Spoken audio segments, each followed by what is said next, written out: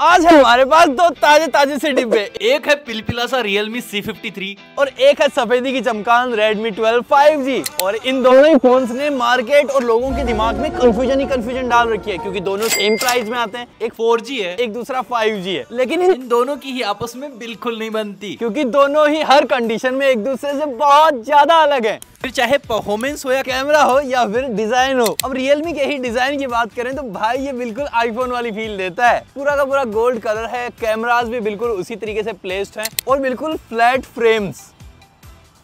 बाकी फ्रंट में आपको इसमें मिलता है सेंटर पंच होल, तो ये कतई मस्त लगता है। वहीं इसमें मिलती है वाटर ड्रॉप नोच, जो निहायत ही पुरानी है और इसका लुक खराब करने के लिए काफी है। बाकी दोनों में ही 3.5 mm का जैक है, आराम से आप तारों के माध्यम से संगीत सुन सकते हो। और वहीं Redmi में IP53 रेटिंग्स है, जो भाई इस प्राइस रेंज में नहीं मिलती है। मतलब glass back, centre punch hole, IP53, ये तीनों ही चीजें इस प्राइस रेंज में नामुमकिन है। लेकिन Realme में भी हम IP रेटिंग्स लगा सकते हैं, बस इसको पन्नी में डालना है and that's all, ready to use. वाह।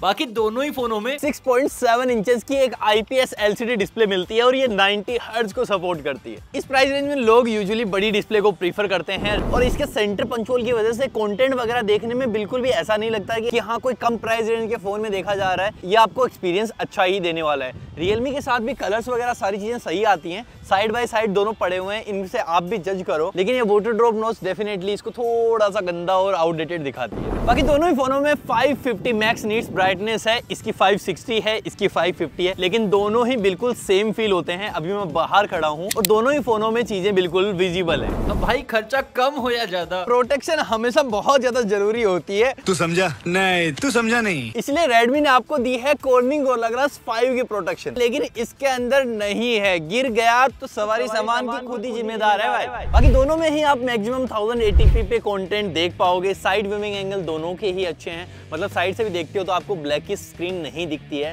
कंटेंट विजिबल होता है। और इन दोनों में ही साइड माउंटेड फिंगरप्रिंट है और दोनों की स्पीड ऑलमोस्ट सेम है। अब कंटेंट देखने का एक्सपीरियंस तो दोनों का ही सेम है, लेकिन क्या साउंड एक्सपीरियंस भी सेम है, ये देखने के लिए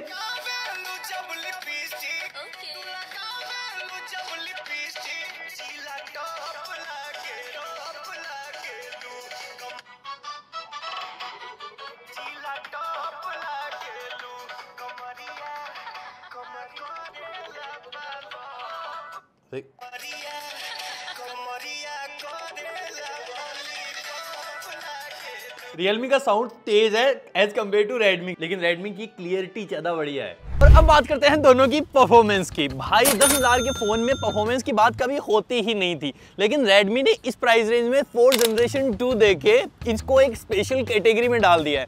ये बिल्कुल वही एरा है 10,000 के प्राइस रेंज का, जब Redmi की Note 10 सीरीज लॉन्च हुई थी तो उसने बिल्कुल एकदम रेवोल्यूशन ला दिया था, और ये 10,000 की प्राइस रेंज में रेवोल्यूशन है। वहीं Realme में Tiger Unisoc 612 प्रोसेसर मिलता है, और ये जो प्रोसेसर है ये एक 4G सपोर्टेड है, और वहीं ये 12 nm पे काम करता है। मतलब ना तो ये बैटरी एफिशिएंट इतना होगा, और इस प्राइस रेंज में यही मिलता था आज तक, ज्यादा कमियां निकालने की जरूरत है भी नहीं। मतलब परफॉर्मेंस में तो ये पहली बॉल में ही बोल्ड हो चुका, हवा निकल गई। वहीं Redmi में Qualcomm Snapdragon 4 जनरेशन 2 है, और ये एक 4 nm का चिपसेट है। मैं आपको बता दूं अगर पता नहीं हो तो, जो फ्लैगशिप लेवल के फोन आ रहे हैं ना उनके भी 4 nm के चिपसेट ही हैं।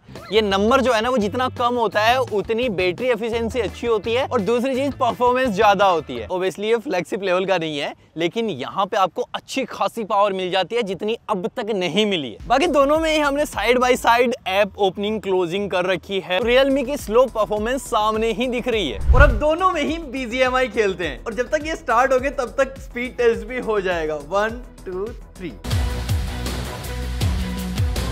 भाई ये इतना स्लो क्यों है? मेरे सामने खड़ा है, अभी इसको ना ऐसे ही मारूंगा भाई यहीं पे। अरे ये अपना है भाई, ये तो अपना है। एक सेकंड। अरे रुक। ओ भाई मार दिया। रुक जा, ये कैसे हो गया?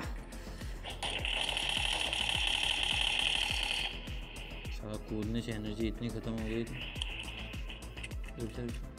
तो गेमिंग में तो Realme ने अपने घुटने टेक दिए, लेकिन सोचा एक और मौका दिया जाए इसको, अंततः बेंचमार्क स्कोर या CPU थ्रोटल में ही कहीं स्टैंड कर जाए तो भाई Redmi ने 3,90,000 मतलब ऑलमोस्ट 4 लाख स्कोर किए हैं। वहीं Realme ने 2,18,000 पे ही दम तोड़ दिया। Realme तो रियल में हार गया भाई, लेकिन CPU थ्रोटल में एटलीस्ट दोनों सेम आए हैं, मतलब जितनी बोली जा रही है उतनी परफॉर्मेंस मिलेगी। और परफॉर्मेंस को डे टू डे लाइफ के टास्क को और ज्यादा अच्छे से हैंडल करने के लिए Redmi में आपको LPDDR4X और UFS 2.2 बेस्ड स्टोरेज मिलती है, लेकिन वही Realme में भाई LPDDR4X बेस्ड रैम तो मिलती है, लेकिन eMMC 5.1 बेस्ड स्टोरेज मिलती है जो UFS 2.1 से भी कम है। ये तो फिर भी 2.2 है। तो भाई साफ सीधी बात है, Redmi जो है वो एक तरफा विनर रहता है यहाँ पे परफॉर्मेंस वाले डिपार्टमेंट में। बाकी सॉफ्टवेयर डिपार्टमेंट में इसके अंदर थोड़ा हल्का वर्जन डाला गया है। यहाँ पे Realme UI का T एडिशन है और ये वाला जो है वो Realme के छोटे डिवाइसेस में डाला जाता है जिनकी परफॉर्मेंस कम होती है। और वहीं इसमें फुल प्रूफ MIUI 14 मिलता है based on Android 13। Android version इसका भी 13 ही है। तो डेफिनेटली जो एक्सपीरियंस है वो Redmi का ज्यादा बेटर है एज कम्पेयर टू Realme के। और दोनों में ही ब्लूटूथ मिलते हैं भाई कॉस्ट को मैनेज करने के लिए। बस Realme के ब्लूटूथ थोड़े से ज्यादा हैं एज कम्पेयर टू Redmi के, लेकिन उनको आप अनइंस्टॉल कर सकते हो, उसमें कोई प्रॉब्लम आएगी नहीं। जिनको यूज करना है आराम से यूज करो, वरना अनइंस्टॉल। बाकी Realme में आपको सिर्फ 1 साल का मेजर एंड्रॉइड अपडेट मिलेगा, मतलब एंड्रॉइड 14 तक, और 2 साल के मेजर सिक्योरिटी अपडेट्स मिलेंगे।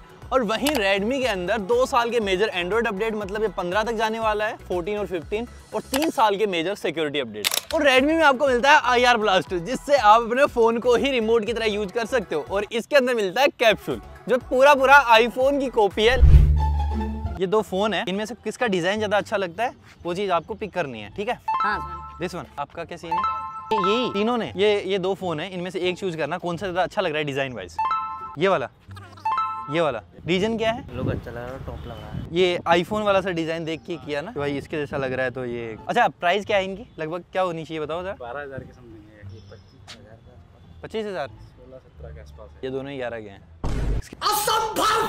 एज एक्सपेक्टेड, मुझे ऑलरेडी पता था कि भाई Realme जो है ना वो आजकल डिजाइन के साथ खेल रहा है। अब ऑफलाइन में कोई भी लेने जाएगा, उनको स्पेसिफिकेशन के बारे में नहीं पता है भाई। उनको बताने बैठोगे UFS 2.2 है, 4 जनरेशन 2 है, 4nm वाला चिपसेट है, उनको घंटा नहीं समझ आने वाला। लेकिन ये वाला जो आईफोन वाला डिजाइन है, बड़े बड़े कैमरास, ये भाई यही है। भले इस फोन के अंदर कुछ भी नहीं है, लिटरली कुछ भी नहीं है, ना तो परफॉर्मेंस अच्छी है, ना ही कैमरास इतने अच्छे हैं, ना ही आपको फ्रंट लुक इतना अच्छा मिलता है, बट स्टिल दिखना यही है। अगर आप ऑफलाइन रिटेलर स्टोर से ले रहे हो तो ऑनलाइन वालों को थोड़ा पता होता है। इसलिए बोलता हूँ भाई, टेक मास्टर को सब्सक्राइब करके रखो, ताकि सारा का सारा ज्ञान भाई आपको मिल सके कि डिजाइन में कुछ नहीं रखा है, जो मसाला है अंदर से निकलता है। क्या बात कर रहे हैं?